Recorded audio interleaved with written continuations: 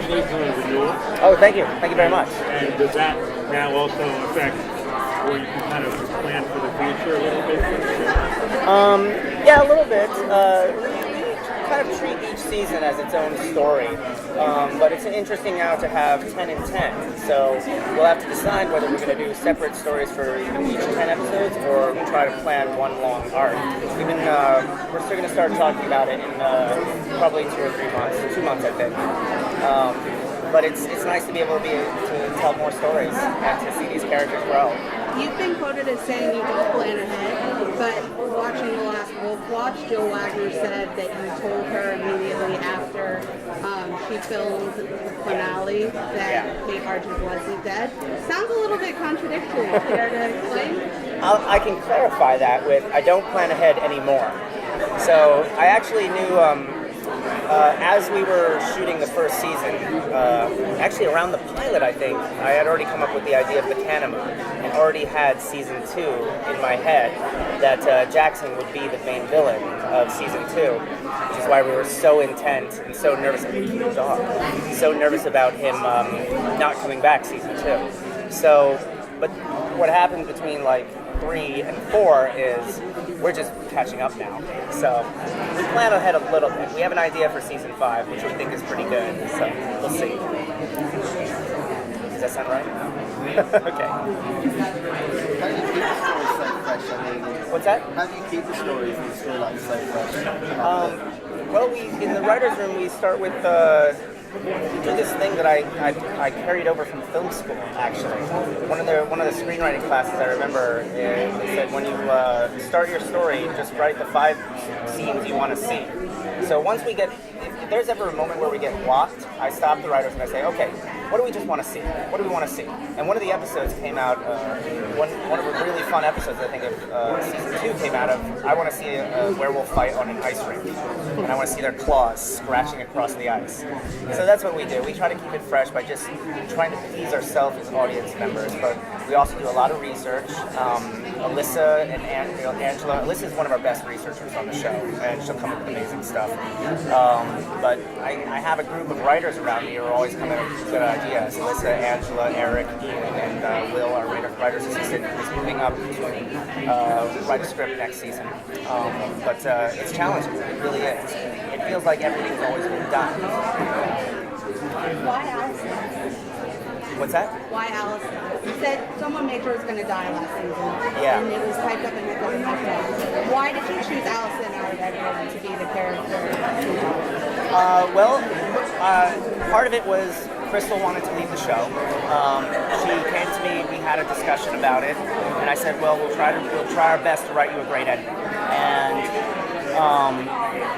the network had been asking me for a while, we want a big death. We want a big death on the show. We think it'll jar the audience.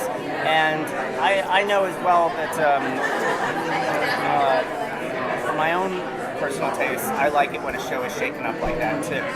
And I think it would have, the way I felt was, Allison was such a central character. I never expected her to ever leave the show, and I always kind of expected Scott and Allison to be together, that this would kind of shock the writing process too. So it just felt like the right time to do a big character death like that. What amazed me was how the audience responded. You know, I mean, I see character deaths on The Walking Dead, on Game of Thrones all the time, and it shocked me how amazing the response was to losing that character. So it really lets you know how passionate fans are. Was it always going to be Allison, or were there other characters that you did consider and take to the writers? Or not really, no. I remember having a big argument at the end of season 2 because we had shot a possible ending for Jackson dying. And I said, I always believed in the happy ending. And it was with me and Christian Taylor thought he should die, actually, at the end. And I said, well, I just don't know if I want to end the season on such a down note. But for season 3B, it felt like it changes even.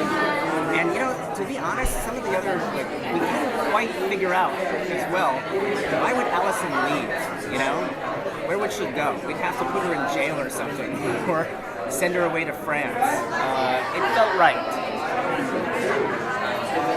Action's great, costumes are great, it's amazing. What do you also... I feel like there was going to be a but there. This part stinks. I promise, no. What goes into also building the character so the fans can relate to that character as an individual?